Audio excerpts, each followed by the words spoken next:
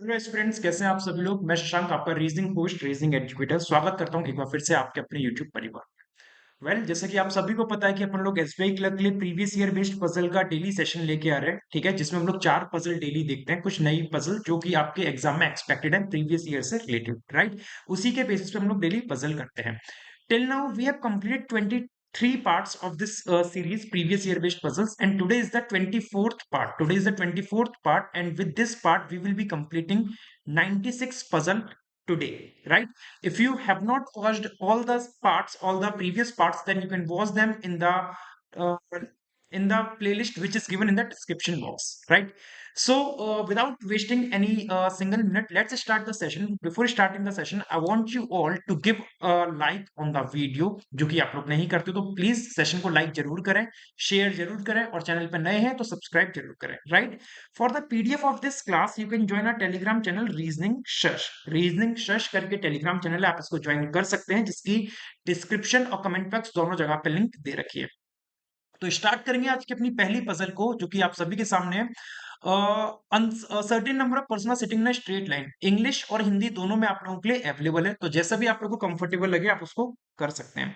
तो अपन लोग इसको स्टार्ट करेंगे, पढ़ लेते हैं। Certain number of person sitting in straight line and facing north, सभी लोग नॉर्थ कर रहे हैं।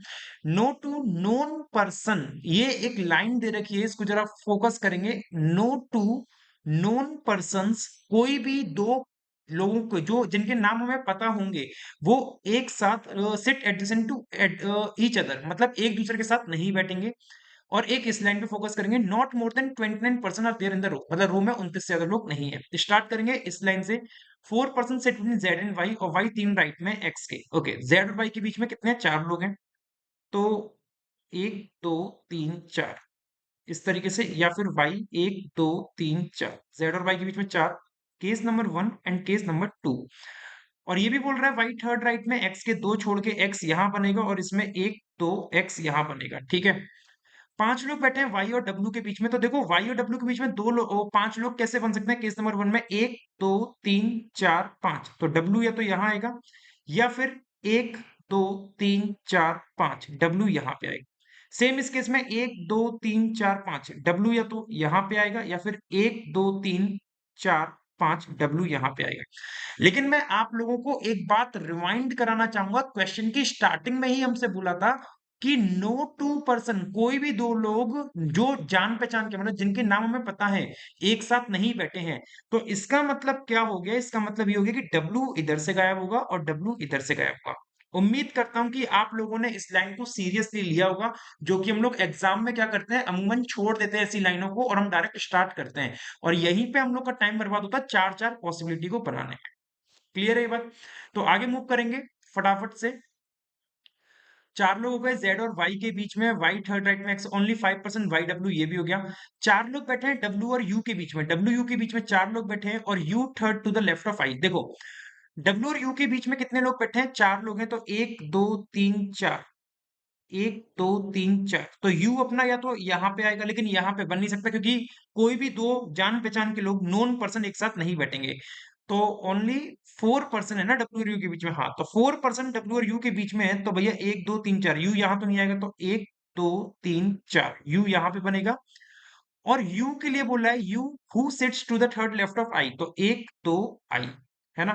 यहाँ पे देखो डब्ल्यू और यू के बीच में 4 लोग कैसे बन सकते हैं? 1 2 3 4, यू यहाँ पे आएगा नहीं, क्योंकि वाई के पास आ नहीं सकता, क्योंकि दो नॉन पर्सन एक साथ नहीं बैठेंगे, तो 1 2 3 4 डब्ल्यू यू के बीच में 4 हो गए। और यू थर्ड लेफ्ट में आई के, 1 2 आई आ जाएगा अपना यहाँ पे बन के। ओनली 4% से टू द राइट ऑफ आई, आई के राइट में केवल 4 लोग हैं, तो 1 2 3 4। और इस हिसाब से केस नंबर 2 गलत, क्योंकि आई के राइट में तो 4 से भी ज्यादा लोग हैं, तो केस नंबर 2 गलत। As many person sit to the right of I, जितने लोग आई के राइट में है, आई के राइट में कितने हैं? 4 लोग अभी हम लोग को दिख रहे हैं, है ना। एज मैनी, नहीं नहीं, 4 लोग ही बनेंगे, क्योंकि उसने साफ बोला है केवल 4 लोग ही आई के राइट में, तो as many person right of I as left of Z, तो आई के राइट में 4, तो लेफ्ट में कितने होंगे जेड के? 4, 1 2 3 4।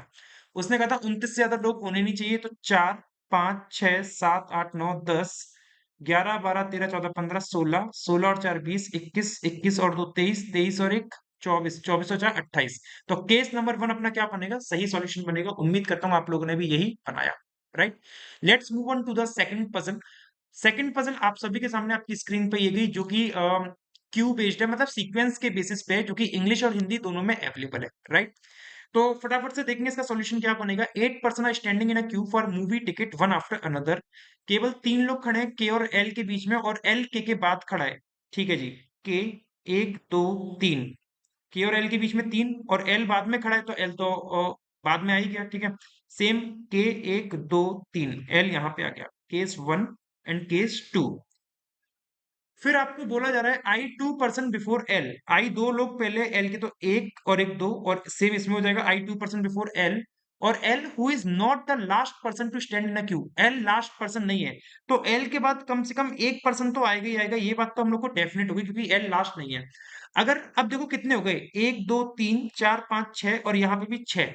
अब दो चीजें हो सकती हैं, मान लो एल के बाद यहाँ पे 2 लोग हो जाए, एल के बाद 2 लोग हो जाए तो कितने हो जाएंगे, 3 4 5 6 7। ठीक है। और यहाँ कितने हुए, 3 4 5 6। अब चलो आगे भी और देख लेते हैं, आगे और क्या बोल रहा है, क्योंकि तीसरा केस बनाने के लिए फिर हमें क्या करना पड़ेगा, एल के नीचे 3 मानने पड़ेंगे, तो अभी आगे और पढ़ लेते हैं क्या बोल रहा है। ठीक है। के स्टैंड्स आफ्टर एन, के एन के बाद है, के अगर एन के बाद है तो के से पहले एक पर्सन तो होगा। देखो केस नंबर 2 में क्या हो गया, 3 4 5 6 7, 7 लोग हो गए, और के एन के बाद है तो एन डेफिनेटेड टॉप पे आएगा इस केस में, तो ये टोटल 8 हो गए।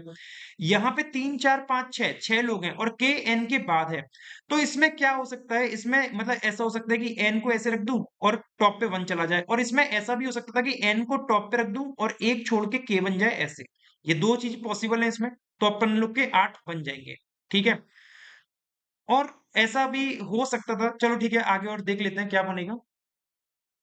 ठीक है। और इसमें एक चीज और भी हो सकती थी, इसमें ये भी हो सकता था एन के, ये तो हो गए अपने एन के, और 1 2 3 4 5 6 7, और एल के नीचे फिर अपने दो ऐसे बन जाते, तो कितने होते, 1 2 3 4 5 6 7 8। तो केस नंबर 1 के 3 रूट पॉसिबल हैं हमारे पास, ये याद रखिएगा। तो देखते हैं आगे और क्या बोल रहे हैं। Number of person standing before N, N के पहले जितने लोग हैं उतने ही लोग आफ्टर एच है, मतलब एन के पहले अगर जो है वो एच के बाद है। यहाँ एन के पहले 0 है, तो यहाँ एच के बाद कितने होंगे, 0। अब सपोज दैट अगर मैंने ये केस नंबर 1 का ये वाला पार्ट ले रहा हूं, पहले ये वाला पार्ट, एन के पहले मैंने एक भी नहीं माना, क्योंकि 1 2 3 फिर 4 5 6 7 8, एन के पहले एक भी नहीं है, तो भैया एच के बाद एक भी नहीं बनेगा, ऐसे हो जाएगा। यहाँ पे अगर मैंने एन को दूसरे नंबर पे माना है टॉप्स, तो 1 2 3 4 5 6 7 8, तो एन के पहले एक, तो एच के बाद एक तो नहीं बन पाएगा, तो भाई ये वाली चीज गलत हो जाएगी, ये वाली चीज तो गलत हो जाएगी, है ना, ये वाली चीज गलत हो जाएगी। और यहाँ पे देखो, अगर मैंने यहाँ पे भी एन के पहले एक भी नहीं माना है, एन के पहले एक भी नहीं माना है, तो एन के डैश आई डैश एल, तो 2 3 4 5 6 7 8, 8 लोग ऐसे हो गए।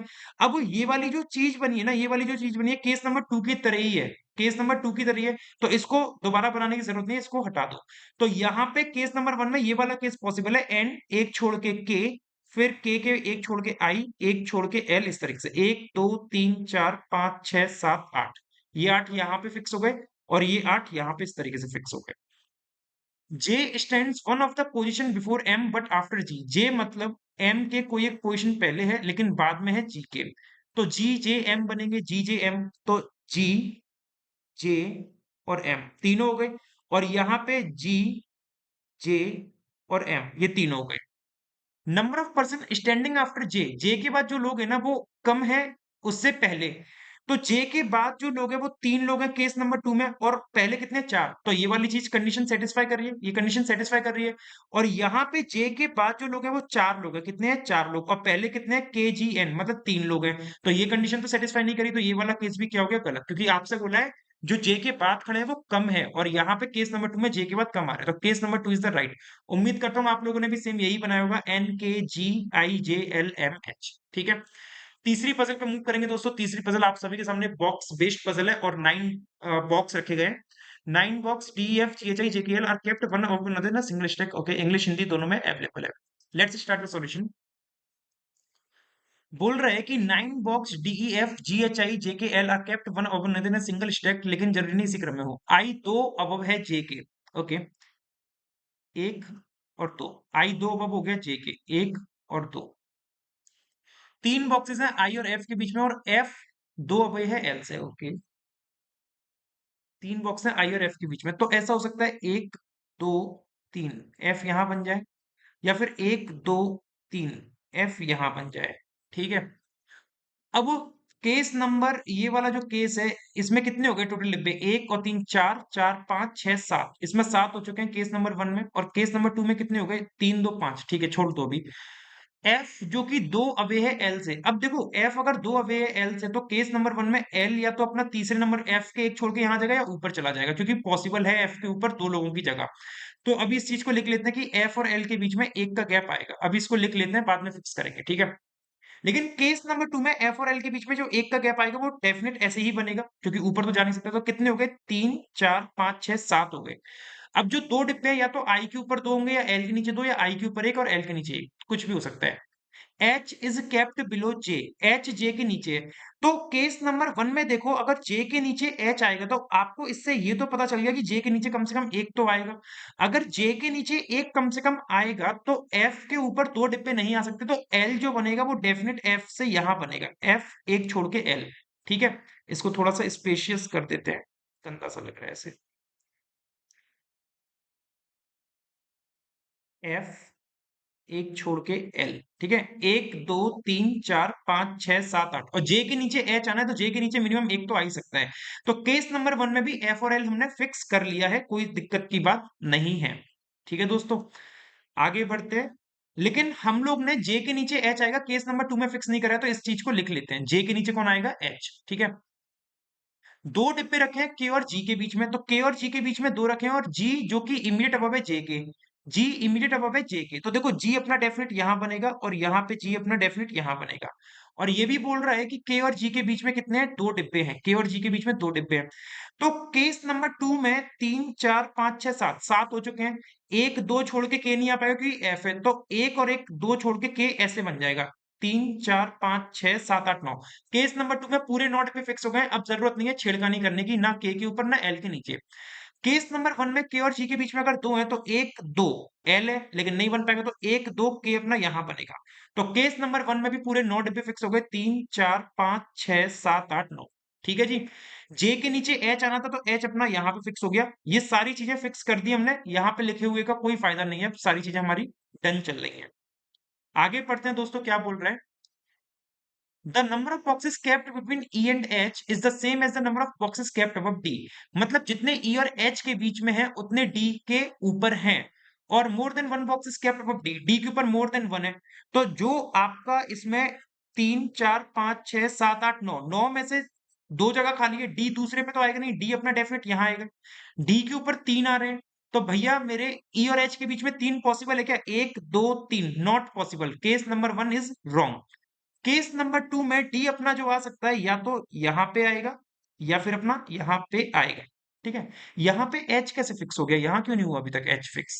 H is kept below J, अच्छा जे के नीचे एच है ना, तो हाँ वो फिक्स नहीं कर पा रहे अभी हम। हाँ ठीक है, कोई बात नहीं। तो आपको बोला है more than one box is kept above D, अगर मान लो डी दूसरे पे तो आएगा नहीं, अगर मैंने यहां पे रख दिया डी, तो डी के ऊपर एक दो तीन चार पांच हो गए। तो क्या आप लोग ई और एच के बीच में पांच रख सकते हो? तो एक दो तीन चार पांच बिल्कुल रख सकते हो, तो ई बनेगा डेफिनेट यहाँ पे, और एच बनेगा डेफिनेट यहाँ पे, क्योंकि जे के नीचे आना था एच। ठीक है, अगर मैं एच की जगह पे डी रखता, तो डी के ऊपर देखो कितने डिब्बे हो गए, डी के नीचे देख लो कितने हैं, मतलब 9 में से दो तो ये गए ना, 7 डिब्बे हैं। तो 7 डिब्बे ई और एच के बीच में नहीं बन पाते, कि ई और डी के बीच में देख लो तीन आ रहे हैं।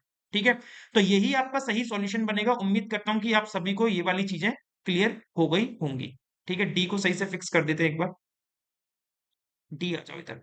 तो K E I G J D F H L is the right solution. उम्मीद करता हूं कि आप लोगों को ये पजल अच्छी लगी होगी, और मतलब मजा आया होगा, और आप लोगों ने भी सेम यही सॉल्यूशन बनाया होगा। ठीक है, चौथी पजल पे आते हैं दोस्तों। चौथी पजल आप सभी के सामने आपकी स्क्रीन पे येगी, जो कि सर्कुलर टेबल की है, इंग्लिश और हिंदी दोनों में अवेलेबल है। तो देखते हैं किस तरीके से बनेगा। 8 लोग हैं, सर्कल के टेबल में, सर्कुलर टेबल में है, 2 3 4 5 6 7 8। 1 2 3 4 5 6 7 8। Case 2, case 1। Let's start the solution.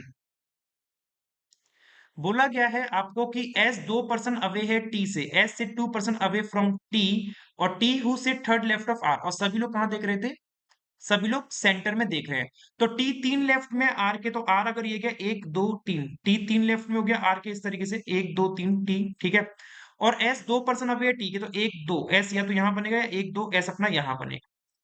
T exactly mid में है क्यू और ओ के, टी अगर क्यू और ओ के एग्जैक्टली मिड में है तो इसका मतलब क्या हो गया, क्यू और ओ में से कोई एक यहाँ आएगा और क्यू और ओ में से कोई एक यहाँ पे आएगा, ठीक है। और कोई जगह पॉसिबल नहीं है, क्योंकि अगर क्यू और ओ को यहाँ रखता है तो टी और क्यू और ओ के बीच में एक आ रहा है, तो यहाँ टी और एस के बीच में एक होगा, जो कि नॉट पॉसिबल।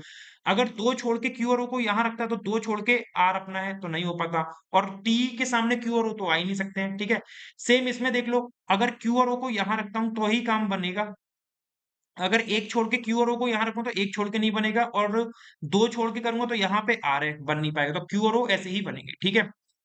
पी 3 राइट में है क्यू के, पी 3 राइट में है क्यू के, और एडजेसेंट नहीं है ओके, मतलब पी और ओ साथ में नहीं बैठे हैं। देखो पी 3 राइट में क्यू के, अगर क्यू अपना यहाँ पे है, इस वाली जगह पे है क्यू, ठीक है, टी और एस के बीच में, तो 1 2 3 पी बन के आ सकता है। और क्यू अगर यहाँ पे है तो 1 2 3 पी यहाँ पे बन के आएगा, लेकिन पी ओ के पास है नहीं, तो अगर क्यू यहाँ पे रखोगे तो 1 2 3 पी ओ के पास बनेगा। तो इसका मतलब क्या हो गया कि यहां से ओ गायब कर दो और ओ को रख दो कहां पे, इस केस में ओ को रख दो यहाँ पे, क्यू को रख दो यहाँ पे, और 1 2 3 पी 3 राइट में हो गया क्यू के। अब केस नंबर 2 में देखो, क्यू के 3 राइट में पी, अगर क्यू को मैंने यहां पे रख दिया इस जगह पे, तो 1 2 3 पी नहीं बन पाएगा। तो इस हिसाब से क्या हो गया, यहां से गायब होगा ओ और यहां से गायब होगा क्यू, ठीक है। तो कहने का मतलब ये हो गया कि पी 3 राइट में, क्योंकि 1 2 3 पी ऐसे बन गया क्यू के, ठीक है। यहाँ अपना ओ बेचारा फिक्स है, ये हो चुकी है, ये हो चुकी है लाइन। कम से कम दो लोग बैठे हैं एन और एम के बीच में, जब दोनों साइड से काउंट करेंगे, और एम पी के पास है नहीं, तो एम अगर पी के पास नहीं तो एम को यहां रख दो, एम पी के पास नहीं है तो एम को यहां रख दो, और एक पर्सन बचा है कौन, एन, एन आ जाएगा यहाँ पे। तो केस नंबर 2 गलत, क्योंकि एन और एम के बीच में 0 पर्सन आ रहे हैं जब हम लोग क्लॉकवाइज काउंट करेंगे, और उसने कहा है दोनों साइड से काउंट करने पे कम से कम दो लोग आने चाहिए। तो यहाँ देख लो, यहाँ पे आ जाएगा एन, और एन और एम के बीच में एटलीस्ट 2 पर्सन आ रहे हैं, दोनों साइड से काउंट करेंगे, तो case number 1 is the right solution. उम्मीद करता हूं कि आप लोगों ने सेम यही सॉल्यूशन बनाया होगा और आप लोगों को आज की पजल भी अच्छी लगी होंगी। अगर पजल अच्छी लगी है, कंटेंट अच्छा लग रहा है, हेल्पफुल है, तो प्लीज वीडियो को लाइक करें, अपने दोस्तों के साथ शेयर करें, और अगर इस चैनल पर नए हैं तो सब्सक्राइब तो जरूर करें। नमस्कार दोस्तों, जय हिंद। इस क्लास की पीडीएफ आपको हमारे टेलीग्राम चैनल रीजनिंग सर्च पे मिल जाएगी, वहां से आप डाउनलोड कर सकते हैं। मिलते हैं अपने अगले सेशन में नई पजल्स के साथ। टिल देन टेक केयर, मस्त सब पढ़ते रहिए। नमस्कार दोस्तों।